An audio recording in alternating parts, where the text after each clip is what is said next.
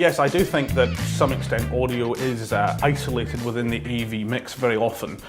People look at perhaps some of the more high-ticket items within the specification of an audiovisual system and focus a little bit more on what's got the wow impact, and to an extent negate the holistic experience of an audiovisual system.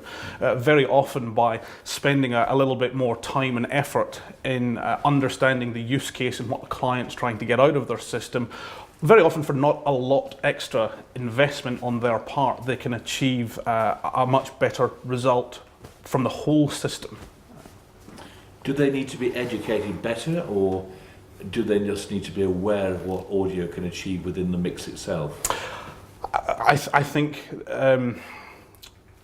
education is perhaps a little bit of a strong word in there, but yes, I do think that there is a job within the audio industry at large for us to raise the profile of audio within AV. Very often it perhaps does play second fiddle to the V in AV, but certainly as we discussed today, it is an absolute vital component to communication.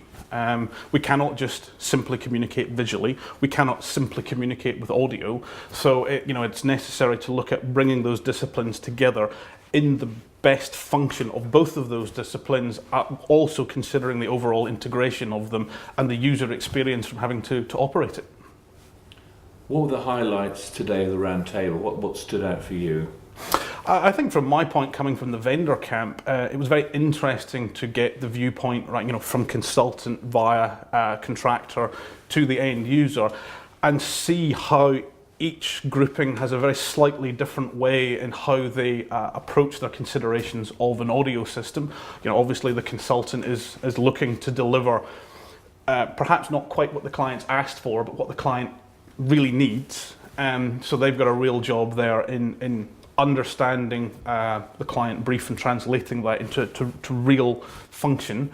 I think the integrators sometimes can get caught in the middle between what the client wants and what the client's prepared to pay for, and yet on the other hand what the consultant is specifying. But I think my one takeaway was there is a lot of education to do, probably mostly at the end user side of the equation, just to help them understand how audio can deliver within their use cases to improve their overall experience.